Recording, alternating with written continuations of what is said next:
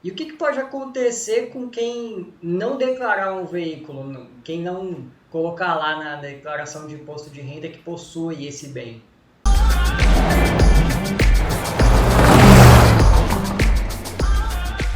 Alô para você que vai declarar o seu imposto de renda. Já sabe como declarar seu carro? Recebeu alguma doação, herança, ou então é motorista de Uber, tem carro financiado, enfim. O Pedro Henrique aqui vai responder todas as suas dúvidas sobre automóveis e declaração de imposto de renda. Fica aí.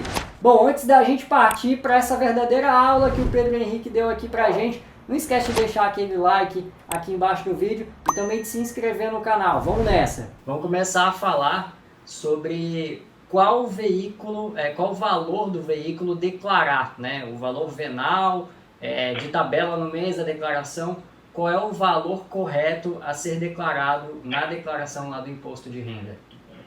A declaração do imposto de renda, né, quando a gente fala de veículos, né, de bens, a gente tem uma certa dúvida com relação ao qual valor vai ser declarado.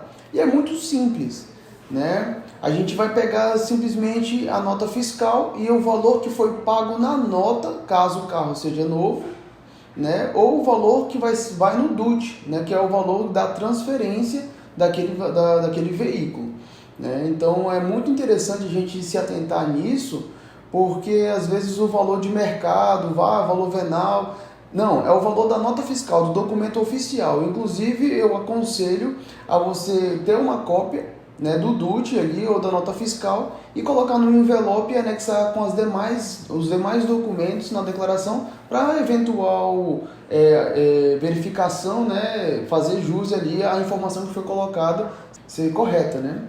Então, por exemplo, se eu comprar um carro zero esse ano, no ano que vem eu declaro o mesmo valor da nota fiscal. Isso, o valor do bem, ele não sofre alteração nenhuma, né? Então, se você comprar um carro de 100 mil esse ano, quando for na declaração do ano seguinte, você só vai repetir o valor. Inclusive, dentro do programa, você já tem lá, você recupera a declaração do ano anterior e ele já vai puxar o valor que foi feito da declaração anterior. Você só repete, porque não há variação nenhuma, né? A gente está vivendo agora um momento econômico um pouco peculiar, né? Os carros eles estão valorizando, tem carro que você comprou e já está valendo 15, 20 mil a mais por conta desse comportamento do mercado. Isso traz algum prejuízo ao contribuinte, já que ele vai declarar exatamente o mesmo valor de quando ele comprou o carro, seja o documento do DUT, né, o recibo, como as pessoas chamam em outro lugar, ou então o valor da nota fiscal. Isso traz algum tipo de prejuízo ao contribuinte, ele não poder declarar essa questão da valorização do automóvel? Falando de Brasil, é muito difícil a gente falar sobre valorização de veículos. Geralmente a gente vê uma desvalorização, né? Tem aquele ditado, você compra o carro, saiu da concessionária, ele já é desvalorizado. Mas agora o mercado deu uma mudada, né? Então carros que valiam, sei lá, 80 mil reais, hoje estão valendo aí 90 mil reais, né? Depois de um ano de comprado. Então o imposto de renda é muito simples a declaração.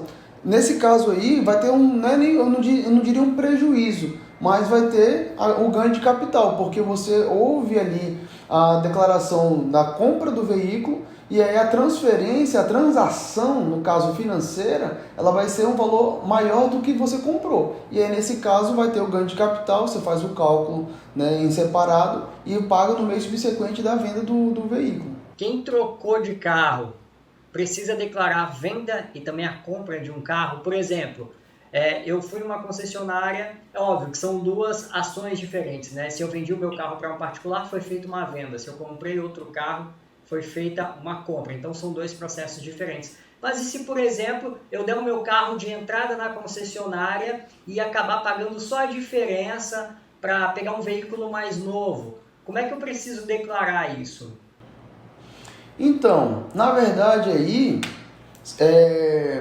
essa operação comercial, ela é muito comum, né? Estou dando meu carro de entrada e vou receber um carro novo.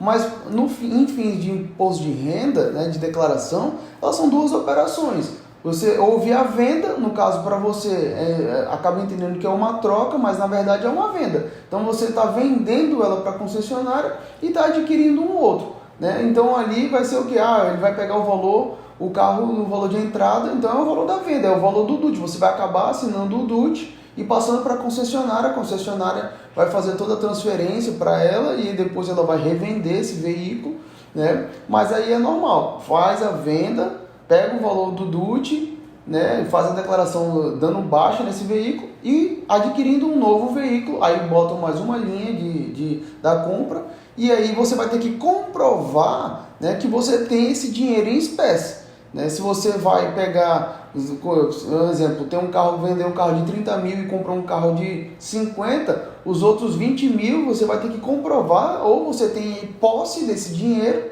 né? Ou você acaba fazendo um financiamento também e aí aí a conta fecha e não tem problema nenhum. Mas são duas operações completamente distintas. Vou trocar de carro. Não, você está vendendo para pegar um novo. Voltando àquela questão da nota fiscal e do documento único de transferência, o DUT que você falou. Carros de colecionadores, eles entram justamente com esse valor declarado no DUT. Segue a mesma regra, então? Mesma regra. Se você tiver, eu vou dar um exemplo, né? Eu não sou tão fã de carro, mas vamos supor que você pega um carro bem antigo, né? Um Fusca, por exemplo, né? 1950. Meu amigo, você declarou lá o que você comprou nele. Agora, se houve ali uma valorização, né? E há até uma possível venda desse carro, né? Você vai fazer o ganho de capital normalmente, entendeu? Então, se ali esse carro agora está valendo 100 mil, 200 mil, só dando um exemplo, e o carro na verdade ele foi 30, né? Pelas melhorias que você fez, ganho de capital normalmente, não tem mistério nenhum. Doação de carro ou então você recebeu um veículo como herança, né? Como você vai declarar isso? Tem alguma particularidade também? Tem algo que seja diferente de você já ter ou não um veículo? Então, a questão da doação é bem tranquila, né? Vamos colocar aqui uma pessoa A e uma pessoa B, por exemplo, pode ser um pai e um filho, né? O pai já tem ali na sua declaração o veículo, né? E aí ele vai fazer essa transferência, essa doação para o filho. Então vai fazer uma baixa normal do ativo dele, né? Do bem, vai transferir para o filho e o filho vai colocar que recebeu do pai, né, o bem e aí vai colocar como se fosse uma receita, né? Então sai de um CPF para o outro, é atrelado os dois CPFs e aí não tem problema nenhum e isento de imposto de renda, inclusive. Outra questão são os motoristas de aplicativo, se eles têm alguma particularidade, até porque o veículo é um bem, mas é um bem utilizado para o trabalho, né? Ele é utilizado para que aquela pessoa obtenha uma renda. Tem algum mecanismo diferente? Essa pessoa ela deve seguir alguma outra questão que uma pessoa que não usa o carro para obter renda não faça na declaração? Perfeito, muito boa pergunta, até porque a gente tem uma alta, né, de motoristas de aplicativo, isso é muito interessante.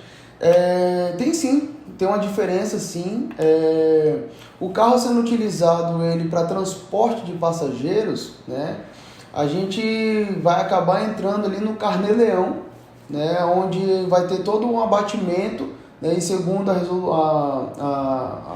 próprio entendimento da Receita Federal, é que você vai deduzir ali 40% do valor da sua renda, né, e vai declarar só 60% da sua renda. Ou seja, 60% é o que você vai pagar de imposto no Carnê-Leão e 40% é meio que a Receita entende que vai ser manutenção, vai ser ali troca de óleo, pneu, gasolina, combustível. Então, não foi 100% utilizado para o bolso do contribuinte, né? Vai ter ali uma certa manutenção do veículo, né? E essa pergunta, Douglas, é muito interessante você ter feito, porque também a gente pode tem que verificar a questão do MEI. Porque se você, o motorista de aplicativo, abre um MEI, ele acaba entrando numa outra esfera, né? Aí esquece Carnê-Leão e vai entrar como PJ, e aí a declaração é um pouquinho diferente, né? Mas tem uns benefícios também. Então fica aqui já uma dica para um motorista de aplicativo,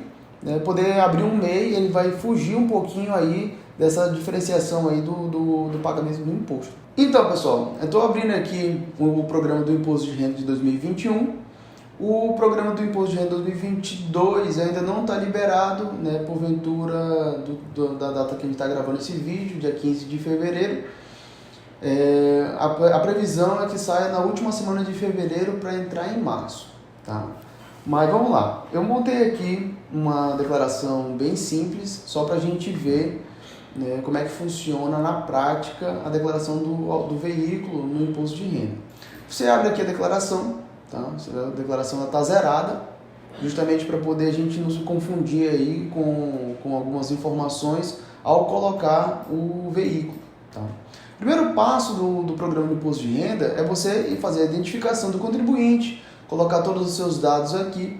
Né? Se for a primeira declaração, você coloca, né, só os seus dados. Né? Se for uma declaração que foi entregue no ano de 2020, no caso foi no ano de 2021, na declaração de 2022 você coloca o recibo aqui. É importante porque se você já fez essa declaração, né, no seu computador, ele importa, né, como um backup, e aí você evita de ficar tendo que refazer e reprocessar todas as informações que porventura já foi feito no ano anterior. Mas vamos lá. Aí você coloca seus dados, né, seu endereço, né, tem a questão dos dependentes, dos alimentantes, dos rendimentos tributáveis, e bem aqui embaixo a gente já tem aqui bens e direitos. Né? Então vamos ver aqui o que a gente tem no Auto Repórter como um exemplo. Né? Você vem aqui na declaração, na categoria novo, e você vai procurar aqui qual é o bem que você vai colocar. Né? Você tem aqui prédios, galpão, apartamento, casa, terreno, e bem aqui no 21 você tem veículos, automotor, caminhão, automóveis, moto. Né? Vou colocar aqui a origem, né, do veículo, o Renavan, e aqui você vai colocar a descrição do veículo. É importante a gente colocar aqui o máximo de informações possíveis para que a gente possa identificar, porque você pode ter mais de um veículo, né? Ou até mesmo você acaba comprando um veículo e depois você troca por um outro veículo, às vezes pelo mesmo modelo, só que só trocou por causa do ano. Então você não se perder, né? Às vezes você compra o mesmo veículo, mesma cor, mas só muda o ano. Então o máximo de informação que você puder colocar aqui, né, vai facilitar. Então eu já adicionei aqui um veículo e eu coloco na descrição justamente o seguinte, né, aquisição junto à empresa X, aí você bota a razão social da empresa, né, com CNPJ, tarará, tarará, e deu um valor de um veículo Polo HD branco cristal do ano de 2019/2020 em 25/4/2020. Então, nessa data foi comprado o veículo. Só para você ter noção, aqui tem duas situações. Sempre ele vai comparar o ano anterior com o ano atual. Então, no programa de 2022, aqui vai ter 2021 e aqui 2022. Como esse veículo foi comprado em 2020, né, nesse exemplo aqui, o veículo foi o valor de R$80 mil. Né? Você colocando esse valor aqui, pronto, está tudo certo, você dá OK e está salvo aqui o seu bem. Né? Mas aí se esse veículo, na verdade, ele foi comprado financiado, né? Foi uma dúvida que foi levantada aí, né? E muito interessante que logo aqui embaixo, dívidas e ônus reais, né? Você vai lançar o financiamento, muito tranquilo.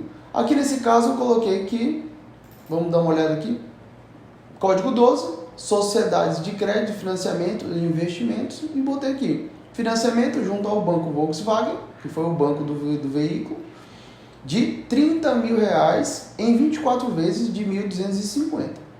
Né? Então é bem tranquilo, porque o veículo foi 80, mas eu financiei 30 e vou pagar ele em 2 anos. Então, nesse caso, eu vou colocar aqui que, como ele foi comprado em abril de 2020, a gente vai contar os meses subsequentes, né, da parcela que foi pago no ano de 2020. Então, a declaração ela vai ser feita, né, vamos supor que a gente vai estar declarando aí em abril de 2022. Né? Então, esses pagamentos, porventura feitos, né, no subsequente, vai entrar só na outra declaração. Então, nesse nosso exemplo aqui, em 2020 foi pago R$10 mil, né, de financiamento. E aí, para a gente dar uma verificada, a gente vem aqui embaixo, no resumo da declaração, no campo de outras informações, e aí vai estar aqui. né, bens e direitos, de 31/12/2020, né, sempre com o final do exercício, R$80 mil, que é o veículo que a gente comprou, o Polo, e teve uma dívida de R$11 de R$10 mil, que foi o que foi pago. E o que pode acontecer com quem não declarar um veículo, quem não colocar lá na declaração de imposto de renda que possui esse bem? Então, não gera um problema para o contribuinte, né? O máximo que pode acontecer caso você não faça, né, não coloque essa informação, é você ter que retificar ela depois, né? Você retifica ela e inclui o veículo. O interessante de colocar o veículo na declaração do imposto de renda é porque é um patrimônio, né? Você vai enriquecendo a sua declaração e a fins de comprovação ali de bens, de patrimônio, para fins de financiamento ou algo do tipo, você está aí alegando realmente que você tem não só o veículo, mas entra a casa, terrenos, ações, etc, né? Então o veículo é um bem que vai compor também a questão do seu patrimônio. Bom, obrigado Pedro por toda essa verdadeira aula que você deu aí pra gente sobre automóveis e imposto de renda. Quem tiver qualquer dúvida ou quiser declarar seu imposto de renda, eu vou deixar aqui embaixo na descrição do vídeo a rede social do Pedro e também a forma que você vai ter para contatá-lo. Por hoje é só. Obrigado Pedro por essa verdadeira aula. Todos os dados, as informações aqui de redes sociais estão aqui embaixo na descrição e eu te encontro no próximo vídeo.